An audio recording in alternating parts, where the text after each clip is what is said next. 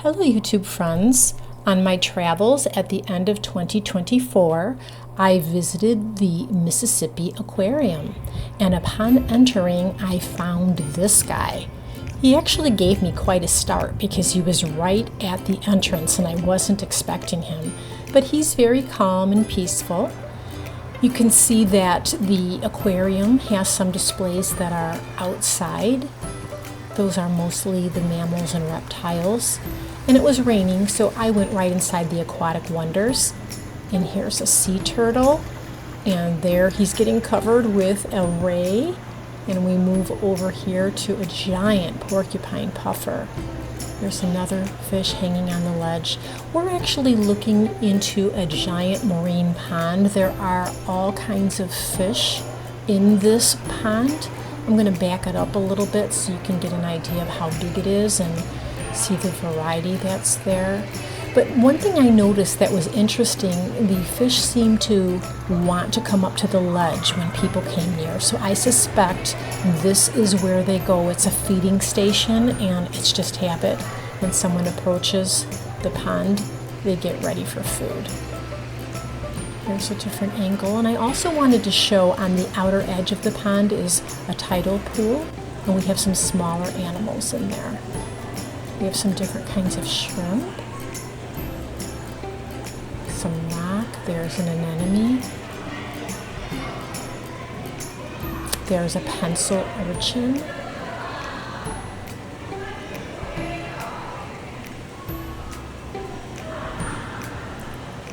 and there's another pencil urchin hiding.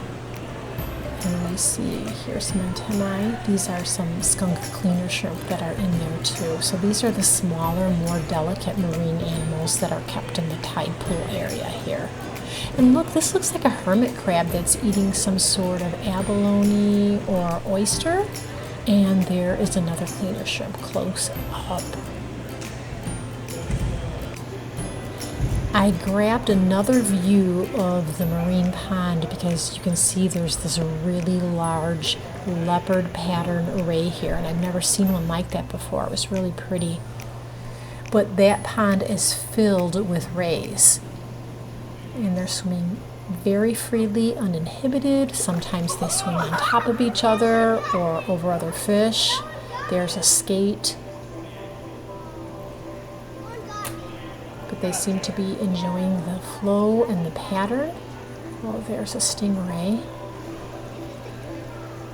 Now at one point here you might hear a little child scream. He had his hand in the water and one of the rays had splashed him and it startled him. Now this column, this building I was in was actually 3 floors tall, and this is the top where the displays start. This column goes from the top 3rd floor all the way down to the bottom 1st floor. Pretty big. I sure would hate to be responsible for cleaning this. I'm trying to get a close-up, but these look like maybe they're a type of chromis in there.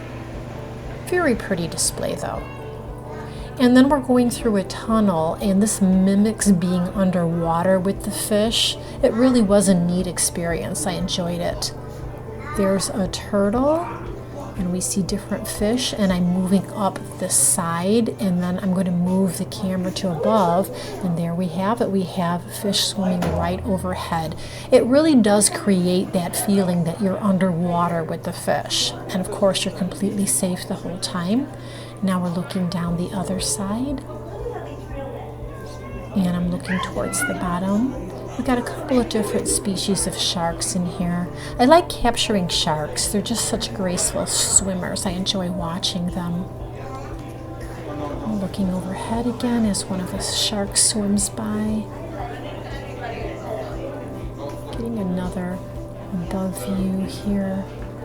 And then I'm going to pan down to the bottom here and show that even the bottom where you walk, they tried to make it look like you're in the water. Those are my feet there. But you can even see underneath, animals swimming underneath your own feet. Kind of a weird sensation, but fun at the same time. Now I've come down to the 2nd floor, and it looks like they had some sort of display here. It was right after Christmas. That was probably Santa visits or something. So I'm just going to take a closer look in this window that is open up here. And when we go around the corner, we can see a full wall display. Pretty decent size. It reminds me of the full wall display at the reef display for Shed Aquarium in Chicago, but this one is a lot smaller. I think the one in Chicago is several thousand more gallons, but it's still a respectable size. There's another graceful swimming shark. Really enjoy those sharks. And again, we have a variety of fish in here. It is very calming to just watch the fish swim by back and forth. Very peaceful feeling.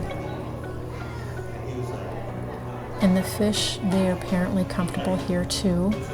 We have a pair of fish down at the bottom that seem very relaxed. And there's that graceful shark again. And here is a small display. It has some gorgonias in them. The color really isn't popping as well as when I looked at the display with my naked eye. The camera picks up light differently. Here we can see a fish in the display. I think that might be a soldier fish.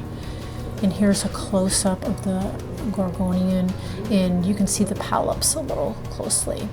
So that was all there was in that building that I found interesting, and I moved on to a second building, Changing Tides, and it only had one floor.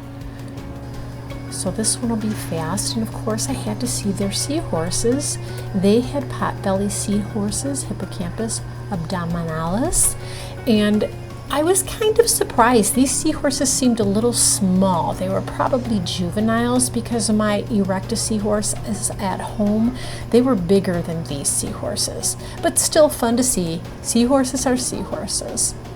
I was surprised that they didn't have any other seahorse displays, especially being a coastal city off of the Atlantic and Gulf. I would have thought for sure they would have had Hippocampus erectus and some dwarf seahorses, which are native to their waters in Mississippi. But it's okay. They have Australian seahorses on display. So I still enjoyed myself. Here's a nice close-up of one.